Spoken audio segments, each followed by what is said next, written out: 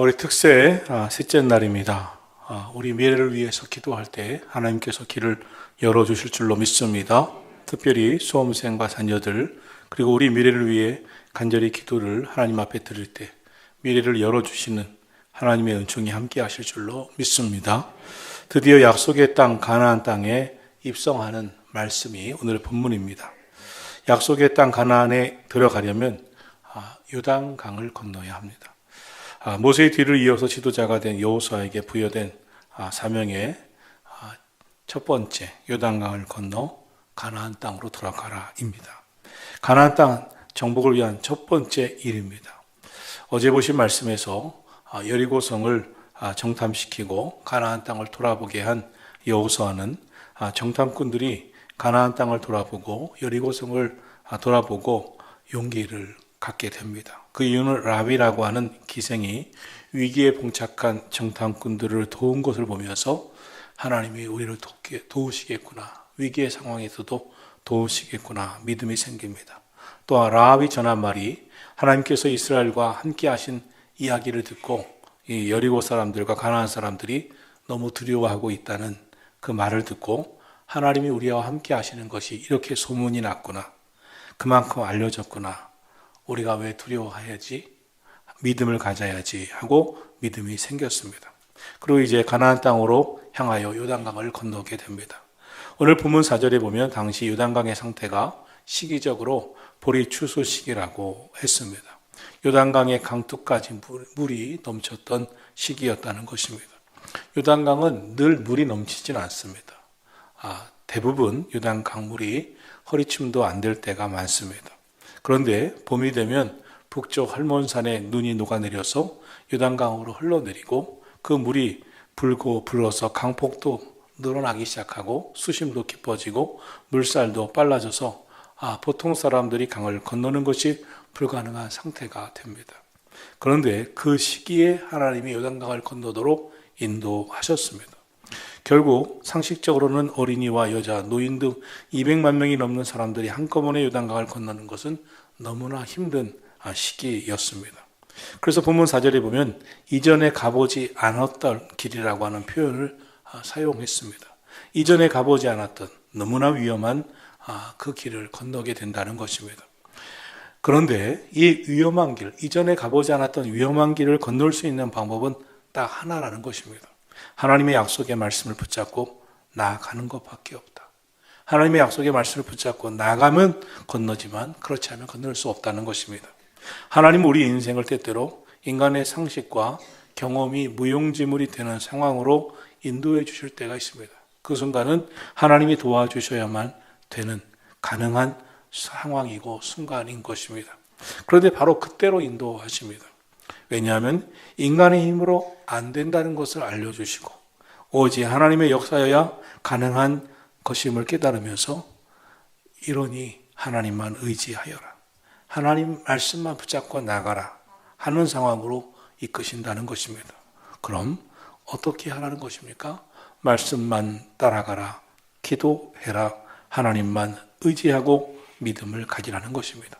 사랑하신 성도 여러분, 여러분의 삶에 이것은 내 힘으로 안 되는 것이다 하는 순간이 올 때 하나님 말씀만 의지해라, 기도하라, 하나님만 의지하고 믿음으로 나가라 하심을 깨닫게 되기를 축원합니다. 홍해는 200만 명 이스라엘 백성들이 다 함께 건넜습니다. 그러나 광야에서 불순종하고 믿음을 저버린 관계로 출애굽의 1세대는 여호수아와 갈렙만 남았습니다. 다 세상을 떠났습니다. 그리고 그 다음 광야에서 태어난 다음 세대만이 요단강을 건너게 되었습니다. 즉 홍해를 건너온 사람 가운데 여호수아와 갈렙 두 사람만 남았습니다. 홍해를 건넌 경험은 다 소용이 없는 상황이 된 것입니다. 이제는 의심치 말고 여호수아와 갈렙 그리고 믿음을 갖고 순종해온 다음 세대만 건너가는 것이 요단강이었습니다. 하나님을 믿지 못하고 불평원망하던 그리고 안악 자손들을 거인이라고 자신들은 메뚜기 같다고 스스로 부정적인 생각으로 자학하던 사람들, 그들은 다 광야에서 죽었습니다. 요단강을 건너 가나안 땅으로 들어가지 못하게 했습니다. 이것이 하나님이 원하시는 것이었습니다. 오늘도 불신하고 하나님 믿지 못하고 불평 원망하는 사람들은 요단강을 건널 수가 없습니다. 자신들을 부정적으로 생각하면서 자학하는 사람들은 요단강을 건널 수가 없습니다. 오직 믿음으로 가야만 하는 길인 것입니다. 그럼 어떻게 해야 요단강을 건널 수 있을까요? 어떻게 해야 기적을 만들어낼 수 있을까요? 첫째로 여호와의 언약궤만 바라보고 건너가라고 하십니다. 즉 하나님만 의지하고 건너가라고 하십니다. 3절 말씀 같이 읽겠습니다. 백성에게 명령하여 이르되 너희는 레위 사람 제사장들이 너희 하나님 여호와의 언약궤 매는 것을 보거든 너희가 있는 곳을 떠나 그 뒤를 따르라. 아멘. 언약궤는 하나님의 인도를 상징하는 것입니다. 그래서 언약궤를 보고 행진한다고 하는 것은 내 계획, 내 의지대로 가겠다는 것이 아닙니다. 하나님의 인도를 하나님을 바라보고 가겠다는 것입니다. 그때 제일 중요한 것은 시선이 항상 주님께 머물러 있는 것입니다. 이전에 가보지 못한 매우 위험한 요단강을 건너는 일은 나의 신념, 나의 경험으로는 안 되는 것입니다. 내가 할 수 있어 하는 그 자기의 경험치 가지고는 불가능한 일입니다. 자기의 신념 가지고는 불가능한 것입니다. 오직 여호와의 언약궤를 바라봐야만 건널 수 있다고 하는 것입니다. 하나님 바라볼 때, 하나님 믿고 의지할 때 인간의 한계를 초월할 수 있기 때문인 것입니다. 둘째로 너희는 자신을 성결하게 하라고 말씀하셨습니다. 5절 같이 읽겠습니다. 5절입니다. 여호수아가 또 백성에게 이르되 너희는 자신을 성결하게 하라. 여호와께서 내일 너희 가운데 기이한 일들을 행하시리라. 아멘. 여호수아가 강을 건널 준비를 하는 백성에게 아주 특별한 명령을 합니다. 그것은 성결이었습니다.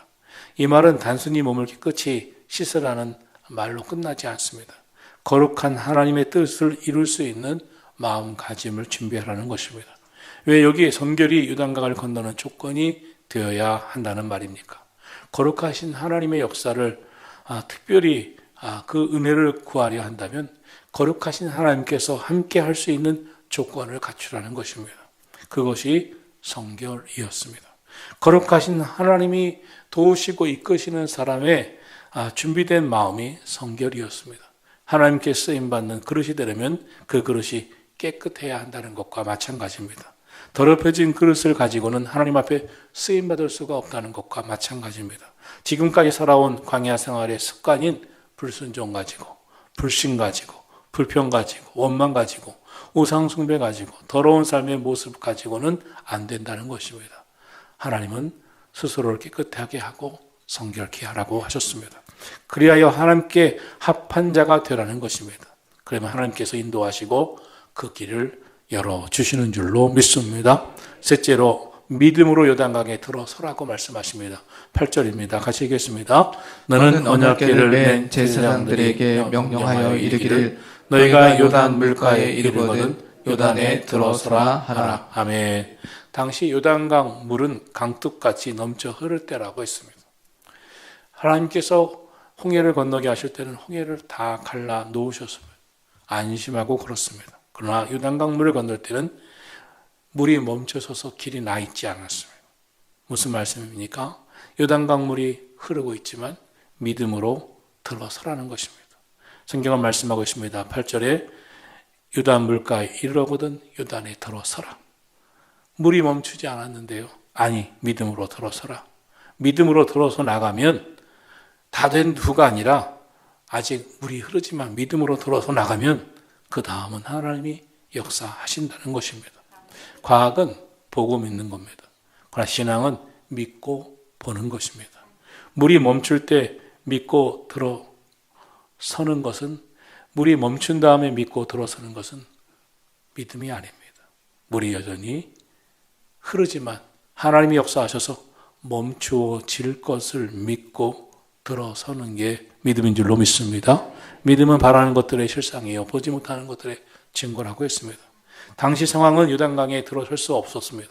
그러나 믿음으로 들어서면 멈춰 설 것이라고 한 발 한 발 내디디라고 말씀하고 있습니다. 사랑하시는 성도 여러분, 믿음은 마음만 생각만 해야지가 아닙니다. 한 발을 내딛는 겁니다. 요단강 물에 들어서는 것입니다. 언약궤를 맨 제사장들이 물에 들어서니까 물이 멈췄습니다. 모든 사람들이 건널 때까지 제사장들이 강하온데 언약궤를 메고 끝까지 견딥니다. 모두가 나아갑니다. 여호수아 3장 15절을 보면 요단이 곡식 거두는 시기에 항상 언덕에 넘치더라. 궤를 맨 자들이 요단에 이르며 궤를 맨 제사장들이 발에 물이 잠기자 16절입니다. 곧 위에서부터 흘러내리던 물이 그치고 한 곳에 쌓이고 물은 온전히 끊어지고 백성이 여리고 앞으로 건널새 17절입니다. 그 모든 백성이 요단을 건널기를 마칠 때까지 모든 이스라엘은 그 마른 땅을 건너갔더라. 할렐루야. 할렐루야. 지금도 하나님은 믿고 나아가라고 말씀하십니다. 즉 하나님만 바라보고 거룩하신 하나님이 역사하실 것을 믿고 발을 용기 있게 내디디라고 말씀하고 있습니다. 거룩하신 하나님이 이끄시기에 합당한 성결만 준비하고 믿음으로 발을 내딛고 나아가면 나머지는 하나님이 하신다. 기적은 일어난다. 역사하신다. 하늘문 열어 축복하신다. 여러분 믿음으로 나아가기를 예수님 이름으로 축원합니다.